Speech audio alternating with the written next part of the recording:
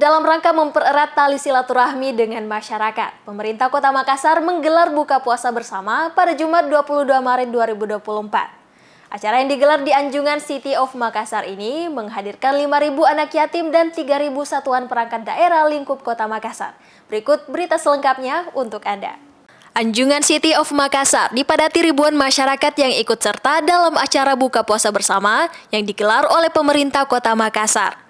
Sebanyak 8.000 masyarakat terdiri dari 5.000 anak yatim dan kaum duafa serta 3.000 satuan kerja perangkat daerah atau SKPD menjalankan buka puasa bersama yang dilanjutkan dengan sholat maghrib berjamaah di pelataran Anjungan City of Makassar.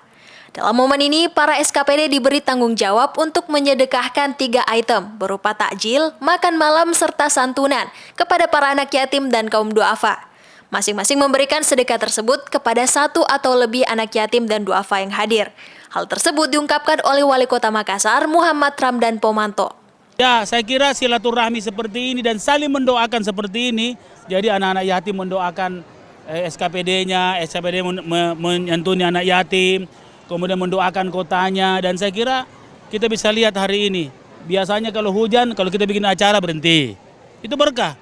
Tempat-tempat lain, alhamdulillah, Makassar, alhamdulillah, mudah-mudahan terjaga dari segala bencana. Kegiatan yang merupakan upaya untuk mempererat tali silaturahmi antara pemerintah Kota Makassar dengan masyarakat ini rutin diadakan setiap hari Jumat selama bulan Ramadan dengan melibatkan 3.000 SKPD setiap pekannya. Selain buka puasa bersama, Pemkot Makassar juga memiliki program sholat subuh berjamaah bersama dengan masyarakat Kota Makassar. Dani Pomanto berharap momen ini juga menjadi momen untuk saling mendoakan demi keselamatan Kota Makassar. Iva Syarahman, Muhammad Syaiful, Unhas TV.